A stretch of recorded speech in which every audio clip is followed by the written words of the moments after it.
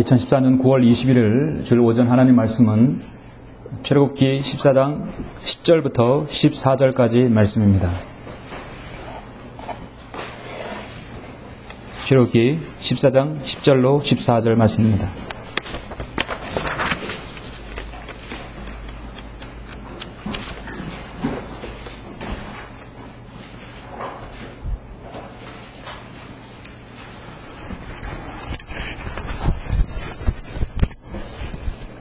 본문을 올리겠습니다. 파라오가 가까이 다가올 때 이스라엘 자손들이 눈을 드니 보라, 이집트인들이 그들에게로 진군해 오는지라. 이스라엘 자손들이 심히 두려워하며 주께 부르짖더라. 그들이 모세에게 말하기를, 이집트에 무덤이 없어서 내가 우리를 이끌어 내와 광야에서 죽게 하느냐? 어째여 내가 우리를 이집트에서 데리고 나와서 우리에게 이같이 행하느냐? 우리가 이집트에서 너에게 한 말이 이것이 아니냐? 말하기를 우리를 내버려 두라. 우리가 이집트인을 섬기리라 하지 않았느냐? 우리가 광야에서 죽은 것보다 이집트인을 섬기는 것이 더 나았겠노라 하더라. 모세가 백성들에게 말하기를, 너희는 두려워 말고 가만히 서서 주께서 오늘 너희에게 보여주실 주의 구원을 보라. 주의 구원을 보라. 너희가 오늘 본 이집트인을 다시는 영원히 보지 못하리라. 주께서 너희를 위하여 싸우시리니 너희는 가만히 있을지니라 하더라. 아멘. 예. 오늘 구약의 말씀은 역사이기 때문에 많은 부분이 이제 본문으로 들어갈 수 있습니다. 핵심적인 본문 14장 10절로 14절까지 보셨고, 나머지는 제가 설교 중간에 말씀을 드리겠습니다. 오늘 하나님 말씀을 위해서 기도드리겠습니다.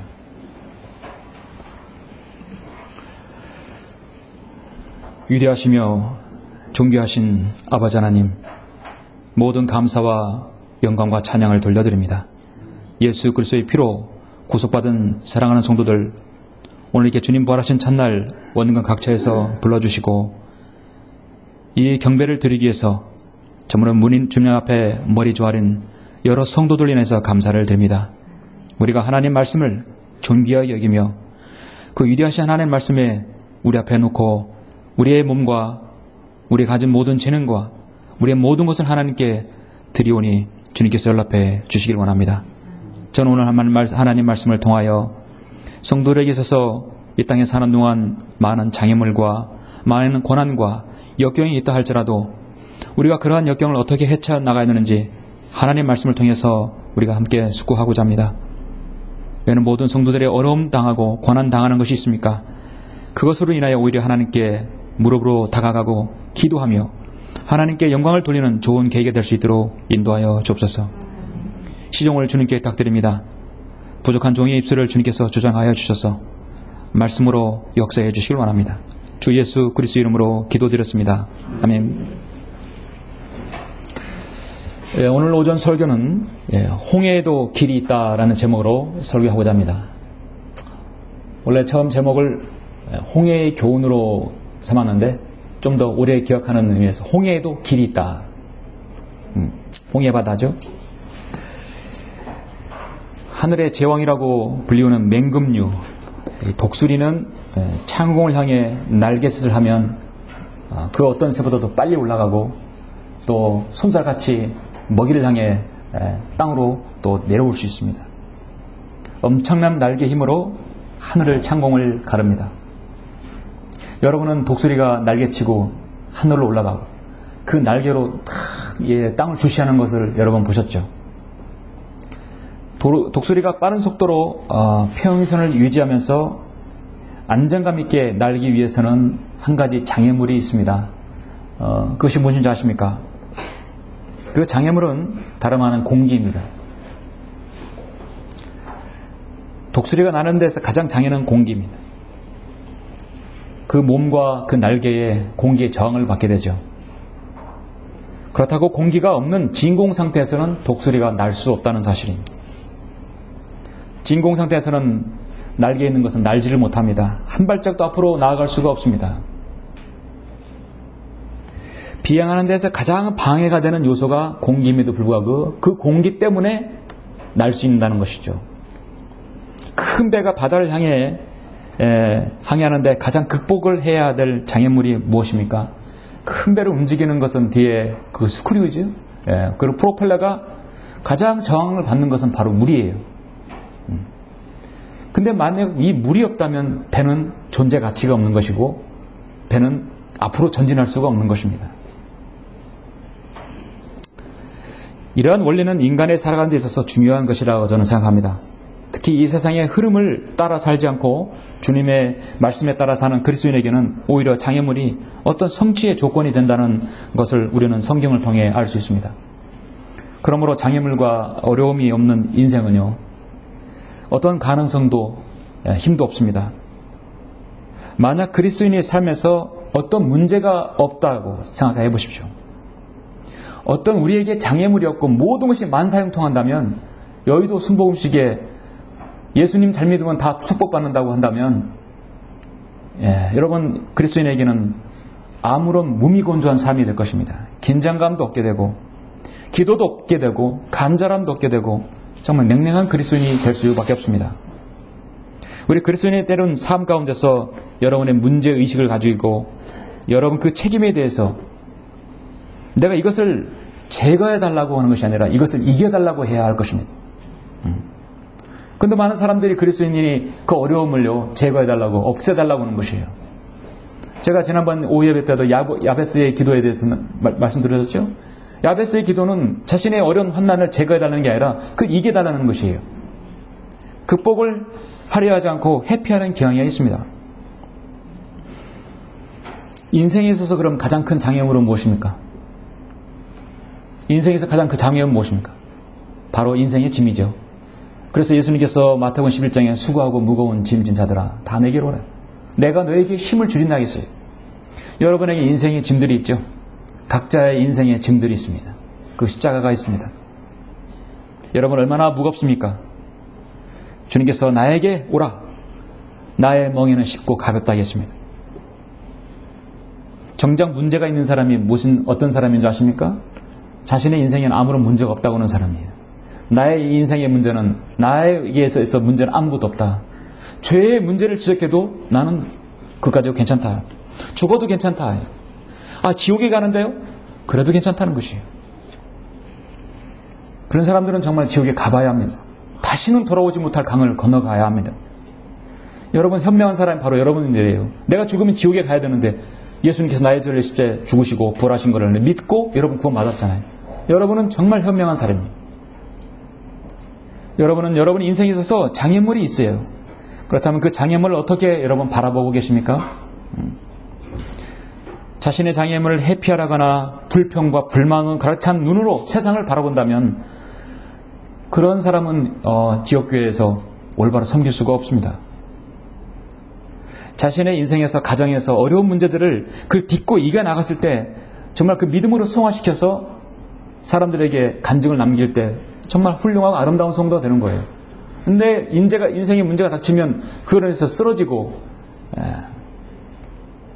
결국은 지옥교회에서 낙오하는 사례를 저는 너무너무 많이 봐왔습니다. 참으로 안타까운 사람들입니다. 장애물은 오히려 성경대로 믿는 그리스도인에게 여러분이 성장할 수 있고 성숙할 수 있는 중요한 요인이 되는 걸 우리는 알아야 할 것입니다. 오늘 그러한 교훈을 저는 여러분에게 한 가지 말씀드리겠습니다. 하나님께서는 자신의 자녀의 기도를 들어주십니다. 주님께서는 구하라겠습니다. 주와 그의 능력을 구하라. 항상 그의 얼굴을 구하라. 내가 너에게 청하노니 너희는 우리에게 은혜를 베풀어 달라고 하나님께 구하라 했어요. 이것이 너희의 방법이었느니라. 우리는 어려움을 당할 때 하나님께 구해야 합니다. 누가복음 12장에서도 주님께서 말씀하십니다. 오히려 너희는 하나님 나라와 하나님 나라를 구하라. 마태복음에서도 하나님 나라와 그분의 의를 구하라 했어요. 하나님께서 아버지로서 자녀가 드리는 기도에 대해서 주님께서 분명히 귀 기울이시고 응답을 대기하고 있습니다. 나는 그럼 얼마나 하나님을 신뢰하느냐, 나는 얼마나 하나님을 두려워하느냐 달려 있습니다. 저는 오늘 오전에 우리가 매일 드리는 기도와 여러분이 반드시 해결받아야 할 이런 어려운 사항들이 있다 한다면 여러분 주님을 신뢰하고 믿음을 잃지 않고 정말 주님만을 두려워하면서 하나님께서 여러분을 어떻게 구원하시고 어떻게 역사하시는지를 여러분 체험하시기를 원하는 것입니다. 구원이라는 건 첫 번째, 여러분 혼의 구원이죠. 지옥에 가지 않고 영원한 생명에 이르는 것입니다. 여러분 믿음 생활하면서 어려운 고난과 장애물이 닥칠 때 거기서 또 여러분 바로 해결받는 것입니다. 하나님께서는 자연과 우주, 인간의 모든 동식물의 생명을 관장하시고 먹이사슬을 관장하시고 생태계를 관장하시는 분이십니다. 자연계의 모든 만물을 관장하시는 분이십니다. 자연계에 일어나는 이적들 중에서 가장 여러분 눈여겨보시고 가장 위대하신 기적 중의 기적이 뭐냐면 바로 바다를 갈르신 홍해의 기적이죠. 하나님께서는요, 물을 다스릴 수 있는 분이십니다. 우리가 하나님을 왜 전지전능한 분이라고 왜 말씀드리냐면 생명을 관장하시고 주장하시고 스스로 죽었다가 다시 부활하신 분은 유일하신 분이세요. 그리고 자연계를 관장해야 돼요. 그렇게 해야 창조 하나님의 자격이 있는 것입니다. 석가도 마음에 또 그 어떤 종교 창시자도 자연을 관장할 수 없어서요. 하나님께서는 물을 다스릴 수 있어요. 예수님의 제자들이 주여 우리가 지금 죽게 되었나이다. 우리를 구해 주옵소서. 갈릴리 바다를 건널 때 그건 바다의 호수거든요. 너무 깊어서 너무 멀어서 멀리서 지평선이 보일 정도로 큰 갈릴리 호수, 갈릴리 바다라 불리웁니다. 주님께서 잠에 깨어서서 일어나셔서 오 너희 믿음이 적은 자들아 어찌하여 두려워하느냐. 일어나서 바람과 바다를 꾸짖으시니 아주 조용해지더라. 그 사람들이 놀라서 말하기를 이분이 도대체 누구시기에 바람과 바다까지도 그에게 복종하는가요? 누구예요? 바로 홍해를 가르신 위대하신 창조 하나님이시죠. 그렇죠? 물을 다스릴 수 있어요. 창조 하나님은요 불을 다스릴 수 있어야 합니다. 열왕기상에 보면은 엘리야에게 그런 능력을 보여주셨어요. 불의 선지자 엘리야가 불병거를 타고 하늘로 올라가셨어요. 물과 불을 다스릴 수 있어야 합니다. 하나님의 이적들, 표적들, 기적 모든 것은 하나님께서 자신의 자녀가 위기에 처해졌을 때 하나님의 구원 방법이 될 수 있는 것이에요. 그것이 불이 될 수 있고 그것이 때로는 물이 될 수 있는 것입니다. 그것 어떤 사람이 될 수 있는 것이죠. 여러분은 이제 주님의 구원을 보면 우리 주님의 위대하심을 볼 수 있고 거기에 숨겨진 우리 그리스도인이 영적 교훈을 분명히 볼 수 있습니다. 저는 오전에 주님의 위대한 사역의 한 장을 보면서 여러분에게 과연 장애물이 있다고 한다면, 어려움이 있다고 한다면 그걸 여러분이 그걸 어떻게 바라보아야 할지 한번 상고하는 시간을, 숙고하는 시간을 가졌으면 합니다. 제가 방금 봉독한 출애굽기 14장은 모세가 하나님의 백성, 이스라엘 백성 200만 명을 이집트로부터 구출해서 홍해를 건너는 가장 위대한 장면 중에 하나입니다. 과거에 영화로도 나왔을 정도로 유명한 장이죠. 9가지 재앙에 각가지 재앙으로 이집트는 그야말로 초토화됐습니다. 물을 피로 만들고 이와 메뚜기와 개구리와 수많은 이적들로 주님께서는 9가지 이적들로 이집트를 완전히 초토화시켰고 황폐화시켰습니다. 여전히 파라오는 완고하였고 이스라엘 놓아주지 않았습니다. 이제 하나님께서는 마지막 재앙, 열 번째 재앙을 남겨두고 있습니다. 잠깐 여러분 출애굽기 앞서서 12장을 한번 29절을 보십시오. 자, 10가지 재앙이 있어야 파라오가 회심하게 됩니다. 12장 29절 보시면 한밤중에 주께서 이집트 땅에 있는 모든 첫 태생을 치셨는데 자기 보좌에 앉은 파라오의 첫 태생부터 감옥에 갇힌 자의 첫 태생까지며 가축의 모든 첫 태생까지더라. 파라오가 밤중에 일어났으니 곧 그와 그의 모든 신하들과 모든 이집트인들이라. 이집트에 큰 울부짖음이 있었으니 이는 사람이 죽지 않는 집이 하나도 없습니다. 통곡 소리가 밤을 지새웠겠죠. 파라오가 밤에 모세와 아론을 불러 말하기를 너희의 이스라엘 자손들은 일어나서 내 백성 가운데로부터 떠나 너희가 말한 대로 가서 주를 섬기라. 그렇게 그래 가라. 이제 파라오가 두 손을 들었죠. 저렇게 12장 40절에 보면 좀 더 40절에 보면 이집트에 거주한 이스라엘 자손의 기간은 430년이니 430년의 끝, 즉 그 날이 되었을 때 주의 모든 군대가 이집트 땅에서 나왔더라. 이스라엘 백성 200만 명을 하나님께서는 뭐라고 표현하냐면 이스라엘 군대라고 말했습니다. 군대입니다. 하나님께서 성별한 사람들은 군대, 이 세상으로부터 성별한 여러 그리스도인 성도, 바로 이 교회는 바로 영적 전쟁을 싸우는 군대입니다. 참으로 430년의 고된 노예의 생활이었습니다. 파라오는 마음은 보내긴 보냈지만 다시 완악하게 되었고 급기야 지금 이집트를 떠난 그들을 다시 추격하기에 이르는 것입니다.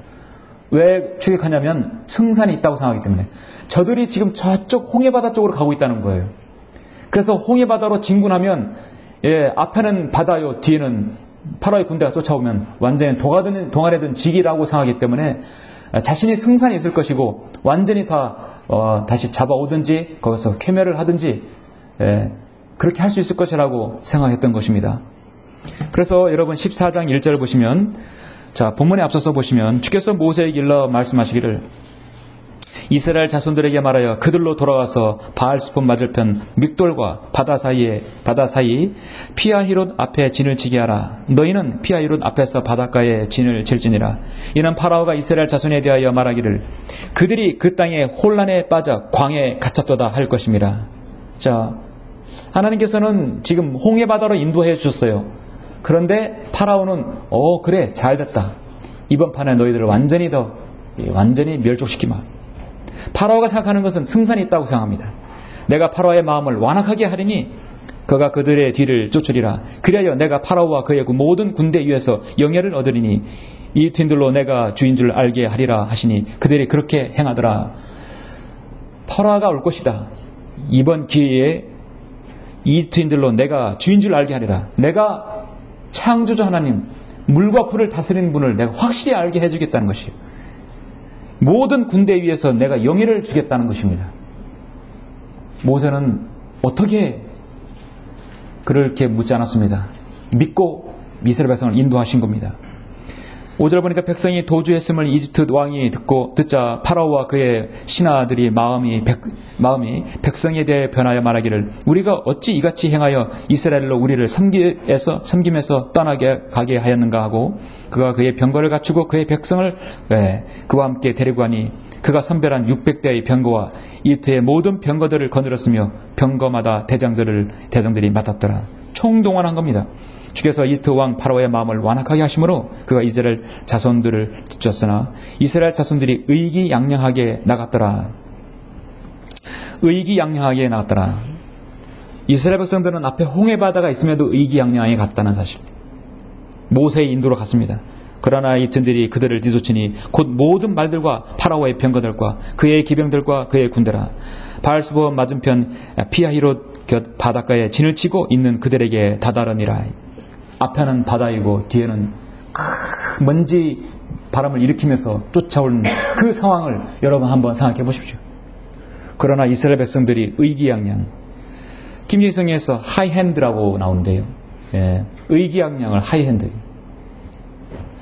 여러분 도박하는 사람들이 자기 패가 탁 껴서 딱 봤을 때 이 전문 도박사들은 내가 이길 것이라고 확신하는 걸 의기양양이라고, 그걸 뭐냐면 하이핸드라고 해요. 하이핸드라고 합니다. 내가 확실하게 이길 것이라고 믿는 것이죠. 이스라엘 백성은 완전히 지금 모세를 신뢰하는 거예요. 그런 상황이 지금 오늘 본문에 있습니다. 자, 그런데 문제는 뭐냐면 파라오가 가까이 다가올 때 이스라엘 자손들이 눈을 드니 보라 이집트인들이 그들에게로 진군해 오는지라 했습니다. 지금 이스라엘 백성들은 위기가 찾아옵니다. 절대전명의 위기입니다. 그들에게 죽느냐 바다에 수장되느냐, 이건 죽느냐 사느냐 하면 어떻게 죽느냐가 문제예요. 오늘날 이 세상은 수많은 위기가 있습니다. 가정의 위기, 개인의 위기, 기업의 위기, 국가의 위기, 많은 위기들이 있습니다. 우리 그리스도인이라 할지라도 사면초가의 위기가 없을까요? 그런 위기는 충분히 우리 삶 가운데 있습니다. 이렇게 할 수도 없고 저렇게 할 수도 없는 여러분 그런 입장에 여러분 있었습니까? 기억나십니까? 이렇게 할 수도 없고 저렇게 할 수도 없는 사면초가의 입장. 그런 상황에서 하나님께서 어떻게 나를 구원하시는가? 여러분 한번 생각해 본 적 있습니까? 모든 그리스도인은 그런 위기가 있습니다.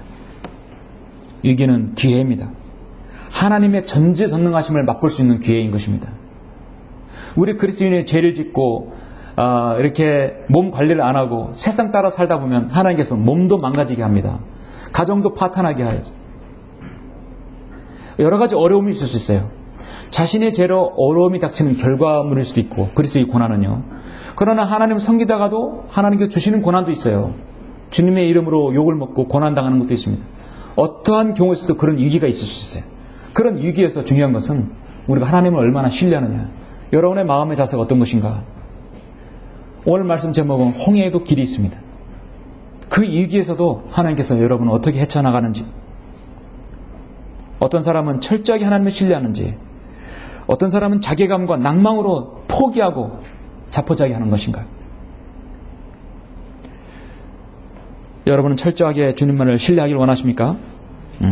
그렇게 대처하기를 원하십니까? 오늘 저는 출애굽기 14장을 통해서 여러분의 닥치는 어려움들이 있다 한다면 그걸 어떻게 헤쳐나간 그런 좋은 영적 교훈으로 여러분에게 제시하고자 합니다. 홍해에도 길이 있다. 홍해 바다의 교훈은 첫 번째 무엇입니까? 첫째, 두려워 말고 불평하지 말라. 왜냐하면 홍해에도 길이 있기 때문이에요. 두려워 말고 불평하지 말라.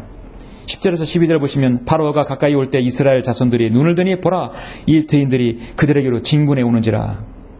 이스라엘 자손들이 심히 두려워하며 주께 부르짖더라.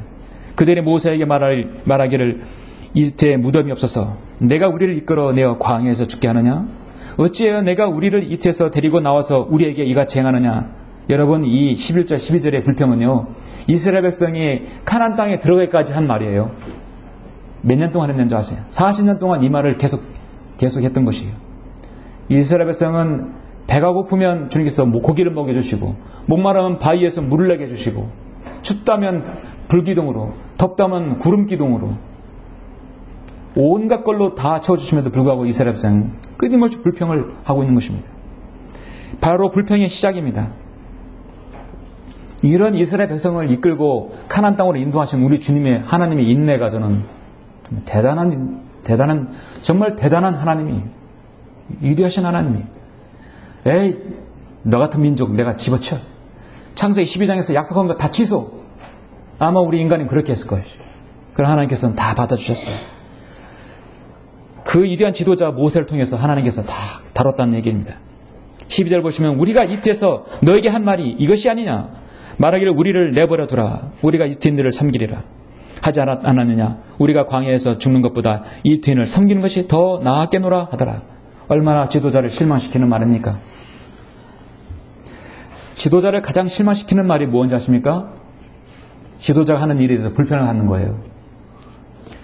내 앞에 선임자나 나를 지도하는 지도자가 있다고 한다면 일단 지도자를 신뢰하는 것이 따르는 사람의 가장 중요한 의미입니다. 회사에서 가장 악영향을 끼치는 사람, 가장 주의 대상, 요주의 대상이 누구냐면 기업에서는 회사에 불편을 가지는 사람이에요. 교회의 성도에서 가장 정말 위험한 성도가 어떤 성도인가? 하나님의 사역에 불평을 가진 사람이에요. 반드시 배교합니다. 불평은요, 마귀가 반드시 거기에 하나 틈타는 것입니다. 이스라엘은 불평과 불만으로 교만으로 인해서 수없이 죽어나갔어요. 이들에게는 심히 두려워해서 하나님께 부르짖으면서도 그들은 마음에는 늘 모세에게 불평하는 것이에요. 죽을 데가 없어서 여기서 죽게 하느냐 이거죠. 그래서 고린도전서 10장 10절에 보면 너희는 그들 중에 어떤 사람들이 불평한 것처럼 불평하지 말라. 그들은 그러다가 멸망시키는 자에게 멸망당하였느니라. 바로 이스라엘 백성을 말하는 것입니다. 어떤 사건이 벌어지면 그리스도인은 두 가지 반응이 납니다. 이 일이 왜 나에게 일어났는가 한번 곰곰이 자신을 한번 돌아보는 거예요. 내가 어떤 죄를 졌는가. 하나님께서 나에게 어떤 의미를 주시는가. 또 하나는 불평부터 불만부터 하필 이 일이 왜 나에게 일어나는 것인가. 여러분은 전자입니까 후자입니까? 어떤 일이 일어나면 그 일은 불평이 아니라 감사함으로 하나님께 알려지게 하라겠죠? 빌보 4장이 말씀하고 있습니다. 만약 어떤 사람이 누구에게 불평이 있으면 서로 용납하고 서로 용서하기를 마치 그리스도께서 너희를 용서하신 것 같이 너희도 그리하라. 서로의 관계에서도 불평이 없어야 되겠죠. 여러분 앞에 어떤 장애물이 있다고 한다면 그 장애물을 인해서 오히려 여러분의 믿음을 더 성장시키고 주님을 잘 섬길 수 있는 촉진제가 될 수 있게 먼저 감사해야 되고 거기에서 불평과 분말은 금물이어야 됩니다. 불평하고 불만하게 되면 하나님을 두려워하지 않게 돼요. 교만하게 되는 것입니다. 너희는 두려워 말고 가만히 서서 주께서 오늘 너희에게 보여줄 주의 구원을 보라고 분명히 말씀하고 있습니다. 이미 일전에 지금 본문에 앞서서 하나님께서는 모세에게 뭐라고 말씀합니까? 모세에게 분명히 내가 이스라엘 백성을 그들의 의기양양하게 나아가면서 하나님께서 그들에게 영예를 주겠다고 그의 모든 군대 위에서 내가 영예를 주리니 이 팀들로 내가 주인 줄 알게 하리라고 분명히 약속했어요. 모세는 어떻게 그들을 주 하나님인 줄 알고 알게 하려고 하실 것인지 모르지만 모세는 불평하지 않았습니다.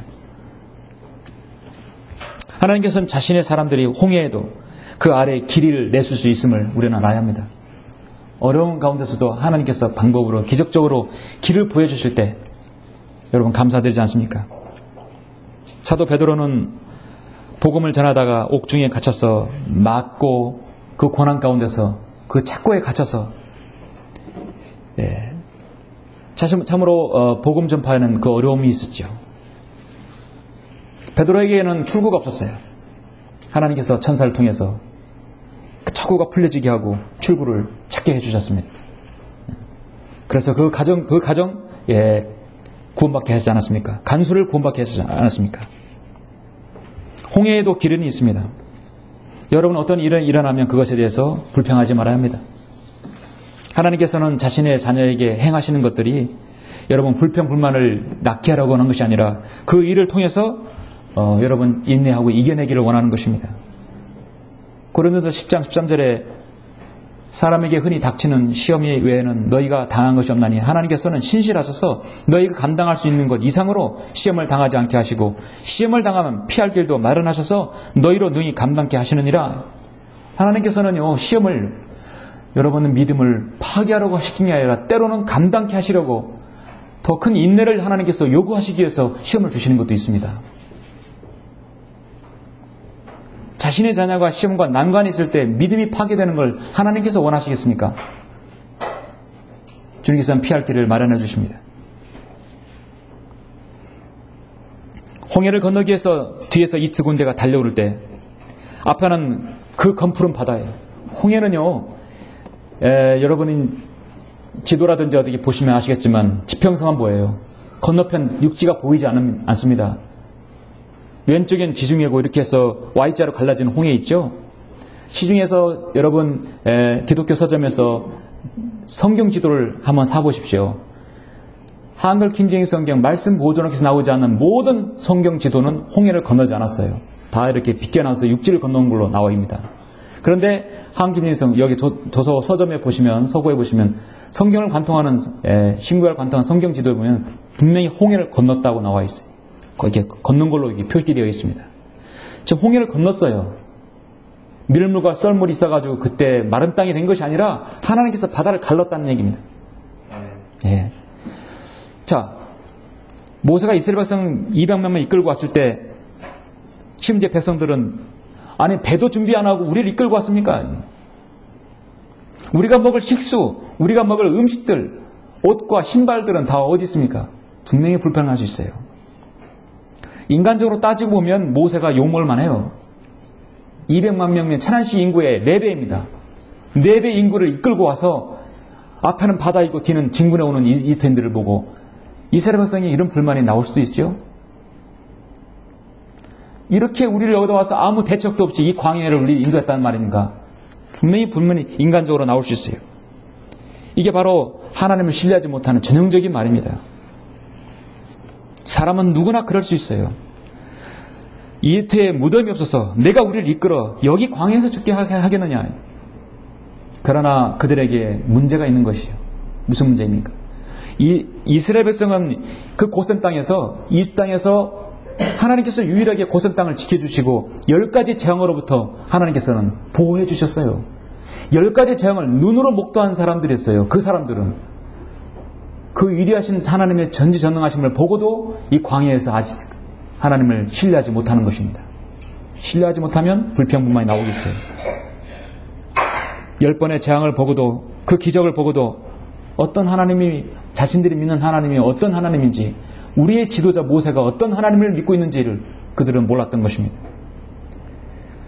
우리는 여러분 어려움이 닥칠 때 여러분 자신의 한계에 부딪히지 말아야 합니다. 갇혀 있지 말아야 합니다. 왜냐하면 홍해에도 길이 있기 때문입니다. 홍해에도 길이 있다. 홍해 바다의 교훈은 두 번째 무엇입니까? 두 번째 교훈은 여러분이 할 수 없는 것에 있어서는 가장 좋은 방법, 가만히 있으라. 가만히 있을지어다. 모든 건 하나님께 맡기라는 것입니다. 왜냐하면 홍해 아래 길이 있기 때문입니다. 13절, 14절 여러분 계속해서 보시면 모세가 백성들에게 말하기를 너희는 두려워 말고 가만히 서서 주께서 오늘 너희에게 보여주실 주의 구원을 보라. 이스라엘 백성은 해야 할 일은 가만히 서는 거예요. 주께서 주실 주의 구원을 보라. 내가 오늘 본 이 튼을 다시는 영원히 보지 못하리라. 주께서 너희를 위하여 싸우시리니 너희는 가만히 있을지어다. 우리가 해야 할 일은 가만히 있는 것입니다. 좀 더 보시면 주께서 모세에게 말씀하시를 너희는 어찌하여 내게 부르짖느냐. 이스라엘 자손들에게 말하여 앞으로 나아가게 하라고 하고 너는 내 막대기를 들어 내 손을 바다 위로 뻗쳐서 그것을 가르라. 그리하면 이스라엘 자손들이 바다 가운데를 통과해서 마른 땅 위를 가리라. 내가 보라 내가 이 주인들의 마음을 완악하게 하리라. 그러면 그들이 백성들을 따라가려니 내가 파라오와 그의 모든 군대와 그의 병거들과 그의 기병들을 위해서 명예를 얻으리라. 내가 파라오와 그의 병거들과 그의 기병들을 위해서 영예를 얻고 나서야 이 주인들은 내가 주인 줄 알게 되리라. 하시니라. 또 보시면 이스라엘의 진영 앞에 가던 하나님의 천사가 움직여 그를 뒤로 오니 구름 기둥도 그들 앞에서 옮겨 그들 뒤로 서고 그것이 이 두 진영과 이스라엘 진영 사이에 이르러 그들에게 구름과 어두움이 되었으나 이쪽에는 밤에도 빛을 주심으로 밤새도록 저쪽에서 이쪽으로 접근하지 못하더라. 모세가 바다 위로 그의 손을 뻗쳤더니 주께서 밤새도록 강한 동풍으로 바다를 뒤로 물러가게 하시어 바다로 마른 땅이 되게 하시니 물이 갈라졌더라. 이스라엘 자손들은 바다 한가운데를 통과하여 마른 땅 위로 갔는데 물이 그들에게 오른쪽과 왼쪽에서 벽이 되었더라. 양쪽에 벽을 이루고 마른 땅을 건너게 됐습니다. 홍해에도 길이 있는 것입니다. 그 모든 장애물, 모든 바다가 그 바다가 보호벽이 되고 있음을 우리는 볼 수 있습니다. 그 장관, 그걸 한번 여러분 상상해 보십시오. 인간이 만들어낸 영화조차도 장관이었죠. 그런데 그 홍해 바다를 건넌 이스라엘 백성들은 그것만으로도 하나님의 전지전능하심을 맛본 사람들입니다. 그 위에 불평이 없어야 되겠죠. 사실 바다를 건너가서도 광야에서 40년 동안 불평했었습니다. 하나님의 자녀는 전지전능하신 하나님의 손길을 결코 과소평가하지 말아야 합니다. 여러분 몸에도요, 전지전능하신 하나님의 손길이 벌써 들어가 있어요. 여러분의 육체와 여러분의 혼은 붙어 있었어요. 여러분의 영은 죽어 있었습니다. 그러나 예수 그리스도를 여러분 영접함으로써 성령님께서 들어오심으로 여러분의 육체와 혼은 싹 영적 수술을 그리스도의 할례를 통해서 영적 수술을 가른 거예요. 그리고 여러분의 죽었던 영을 살려주십니다. 여러분이 이미 부활을 경험한 사람이에요. 영이 살아났잖아요. 하나님과 반응했잖아요. 그리스도인이 이건 비밀이 아니라 신비인 것입니다. 개혁성경의 비밀이 아니에요. 그 개성 거듭남의 비밀이라 신비인 것입니다. 시편 많은 부분에서 나의 혼이 주의 구원을 갈망하여 기진하오나 나는 주의 말씀을 바라나이다. 내 눈이 주의 구원과 주의 의를 말씀을 바라나이다. 모두 다 주의 구원이라고 말씀하고 있습니다. 여러분 주님의 구원을 맛본 사람들이죠? 죄와 지옥의 형벌도 맛본 사람들. 그리고 주님을 섬기면서 당하는 어려움들에서도 여러분 마찬가지 구원을 받아야 합니다. 그 구원은 그 어려운 장애물에서 헤쳐나가는 것이죠. 중요한 것은 여러분이 바라봐야 할 대상, 여러분이 목표를 가질 대상을 확실히 해야 하는 것입니다. 주의 구원을 보라는 게 구원은 구원인데 주의 구원이야. 하나님으로부터의 구원을 받아야 하는 것이죠. 세상에 눈을 돌리지 않고 여러분의 경험과 여러분의 돈과 여러분의 숙달, 여러분의 어떤 것이라도 다른 것에서 눈을 돌리지 않고 오직 하나님의 구원을 봐야 합니다. 지금부터 약 50년 전에 보면 영국 해협을 헤엄쳐 왕복한 영국의 수영 선수가 있었습니다. 플로렌스 체드윅이라는 여성 수영 선수였는데 영국 해협을 왕복한 선수로 알려진 아주 유일한 선수였습니다. 그가 또 하나의 이색 이벤트를 선포했는데요. 그때가 약 1952년 7월 4일이었는데 당시 플로렌스 체드윅이 36살 때였습니다. 지금 죽었겠죠. 로스앤젤레스에서 LA에서 오른쪽 카트리나, 그러니까 플로리다주 근처인 곳, 그러니까 서부에서 동부까지를 자기가 헤엄쳐 가겠다고 이렇게 매스컴에 알리고 이벤트를 가졌어요. 엄청난 거리였어요. 그 선언은 미국에서 큰 화제가 되었고 미국 전역에 그 도전 광경을 텔레비전으로 실중계했었습니다. 수많은 사람들이 캘리포니아 사람들이 그 해변가에서 그를 기다리고 있었어요. 횡단하는 걸 기다리고 있었습니다. 그녀는 16시간 동안 계속해서 수영을 했습니다. 근데 갑자기 짙은 안개가 몰려오면서 그녀는 안개를 헤치고 사력을 다했으나 자기 힘으로 점점 멀어지는 걸 느꼈습니다. 결국 그녀는 안타깝게 기권을 하고 말았어요. 나중에 구조선에 승선하게 되었습니다.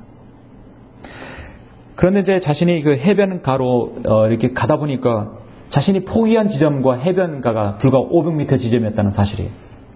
500m만 더 가면 됐었었는데 16시간 한 30분만 더 가면 목표에 도달했었는데 거기서 포기한 것이었죠. 기자들이 당신은 왜 거기서 포기했습니까? 그렇게 말하자 이 체드윅은 다음과 흥미로운 답변을 했습니다. 내가 실패하고 포기한 이유는 추위 때문에 그런 것이 아니었습니다. 피곤하고 몸이 힘들어서 그런 것이 아니었습니다. 사실은 내가 안개 때문에 내가 포기한 것이었습니다. 더 정확하게 말하자면 내가 안개로 인해서 목표를 볼 수 없었기 때문에 난 포기했다는 것이죠. 여러분, 목표가 없으면, 바라봐야 할 대상이 없으면 아무리 하여도 소용이 없는 것입니다. 그녀에게 있어서 안개는 마지막 장애물이었고 그 장애물로 인해서 목표를 볼 수가 없었어요. 여러분이 어떤 어려움이 있어도, 주님을 섬기면서 당하는 고난과 힘든 것이 있어도 그 장애물이라 할지라도, 그 장애물이 있다 할지라도 그것은 장애물일 뿐이에요.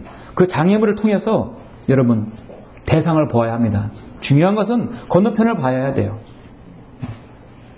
우리가 바라야 할 본향입니다. 저 멀리 바라봐야 할 세상의 끝자락이 아니라 셋째 하늘, 바로 주님 계신 곳입니다.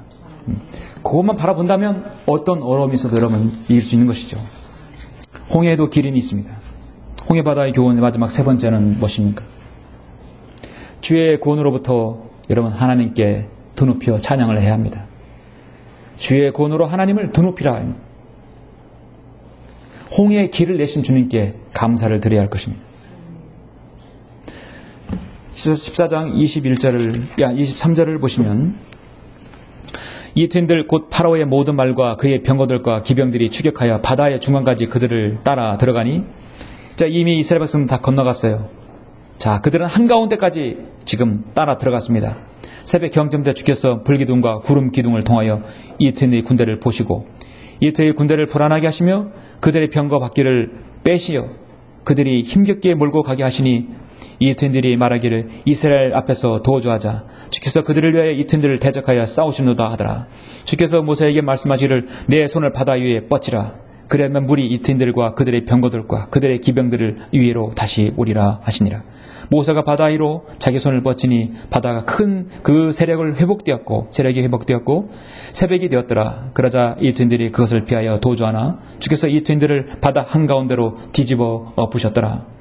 물이 되돌아와서 그들을 쫓아 바다 가운데로 들어온 병거들과 기병들과 파라오의 모든 군대를 덮으니 그들 중에 한 사람도 남지 않았더라.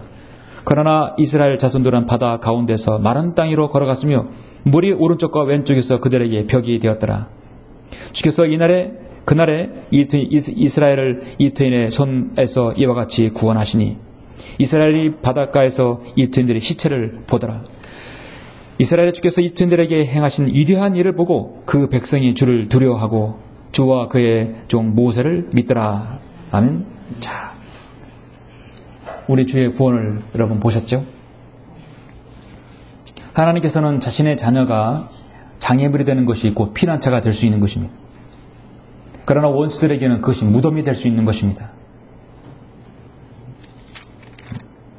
물이 되돌아와서 그들을 쫓아 바다 가운데로 들어온 병거들과 기병들과 파라오의 모든 군대를 덮었다고 말씀하고 있습니다. 영화에서 보면은 파라오가 다 죽고 자신만 왕궁으로 돌아오는데요. 사실 다 돌아오지 못했어요. 완전히 죽은 것입니다. 그 이후 이태는 급격하게 쇠락하게 되죠. 여러분은 에스더 7장에서 에스더와 모르드게를 헤아르던 하만 장군이 결국 그 막대기로 인해서 장대에 매달은 그 장대 자신이 거기 매달리게 되는 걸 여러 번 보셨을 것입니다. 하나님께서는 그 장애물이 오히려 원수의 무덤이 되게 하실 수 있는 분이십니다. 에스더와 모르드게가 각오한 것이 무엇이에요? 어떻게 우리가 장대에 두려워하고 불평불만을 갖지 않았습니다. 왕에게 호를 내밀 때까지 기다리지 않았어요. 함부로 왕이 호를 내밀기 전에는 후궁이라든지 왕 앞으로 나갈 수 없는 상황이었어요. 그런데 에스더는 죽으면 죽으리다. 장애물이 올 때 여러분의 마음의 각오는 항상 그렇습니다. 죽으면 죽으리다. 그 각오로 가야 합니다. 그랬을 때 그 장애물이 원수에게는 무덤이 될 수 있는 여러분의 그 피난처와 안식이 될 수 있는 것이에요. 역대기하 20장 10절에서 여호사밧 왕이 전쟁에 싸울 때 하나님께서 야하시엘 선지자에게 통해서 뭐라고 말씀하셨습니까? 너희는 이 싸움에서 싸울 필요가 없느니라. 필요가 없어요. 오 유다와 예루살렘아, 너희는 전야를 가다듬고 서서 너희와 함께하는 주의 구원을 보라. 오늘 말씀처럼 모세가 백성들에게 말하기를 너희는 두려워 말고 가만히 서서 주께서 오늘 너희에게 보여주실 주의 구원을 보라. 너희가 오늘 본 이 텐들을 다시는 영원히 보지 못하리라. 너희는 전야를 가다듬고 서서 너희와 함께하는 주의 구원을 보라. 너희가 할 일은 하나도 없다는 것이죠. 두려워 말고 놀라지 말며 내일 그들을 향하여 나아가라. 이는 주가 너희와 함께할 것임이라. 이 약속을 받은 이스라엘 백성들입니다. 하나님께서는 많은 선지자를 통해서 하나님의 사람을 통해서 끊임없이 그들이 이스라엘 백성이 멸망하기까지 너희는 주의 구원을 보라. 끊임없이 말씀하셨어요. 그리고 찬양을 했죠. 주를 찾는 모든 자들로 즐거워하고 주 안에서 기뻐하게 하시며 주의 구원을 사랑하는 자들로 끊임없이 말하기를 주께서는 존귀를 받으소서. 우리 그리스도인의 구원을 받는 부분은 어렵지 않죠? 예수 그리스도를 주로 고백하고 신하면 구원받아요. 이사야 45장의 땅 끝에 있는 모든 자들아, 주의 구원을 보라 하겠어요. 이 세상의 모든 사람들은 예수님 하나님만 바라보시고 예수 그리스도를 마음에 영접하시면 다 구원을 받습니다. 예수 그리스도께서 탄생하셨을 때 누가복음 2장 3절에서 시몬은 주님을 기다렸죠. 예수 그리스도의 탄생을 기다렸던 사람이었습니다. 내 눈으로 주의 구원을 보았기 때문이라 찬양했어요. 예수 그리스도를 안고 송축하면서 내 눈으로 주의 구원을 보았다고 말씀하고 있습니다.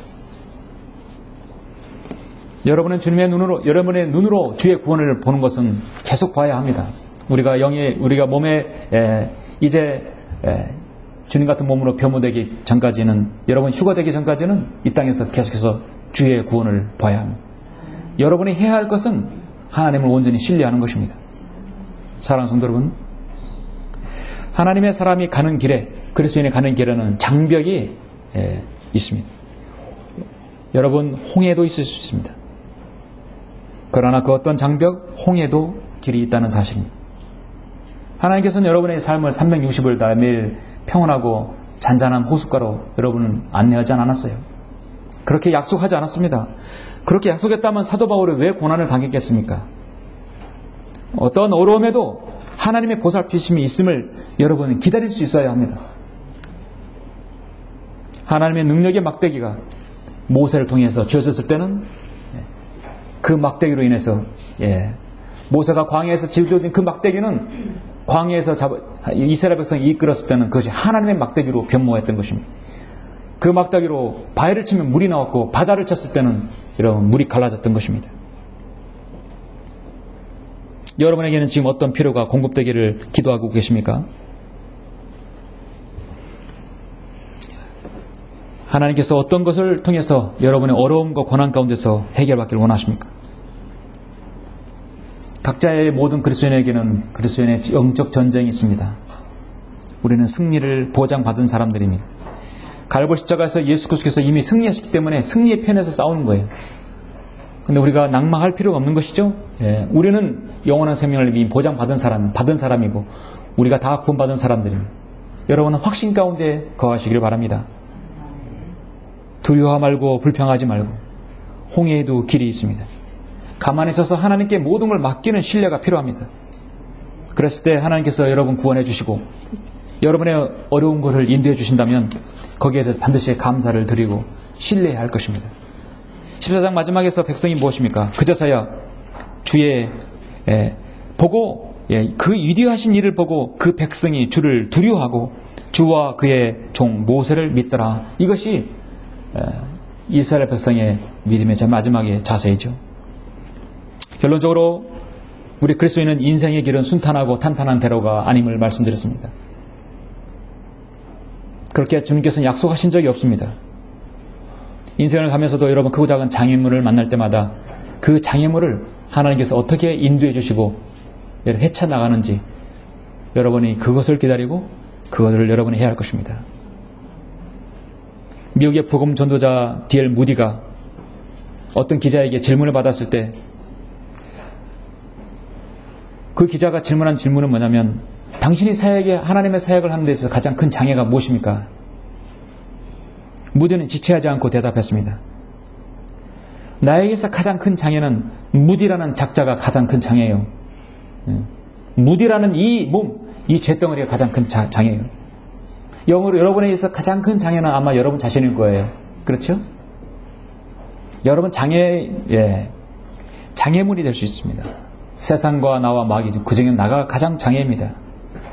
나를 좌절케 하고 나를 낭만케 하고 내가 믿음 생활을 포기하게 만드는 것이 바로 나 자신이. 경제적인 것도 있을 수 있고요. 사회적인 것도 있을 수 있고 여러분의 질병도 있을 수 있고 여러분 어려운 일도 있을 수 있고요. 그러나 그러한 장애보다도 여러분 자신이 주님의 사역, 주님의 일을 감당하신 맡겨서는 안 될 것입니다.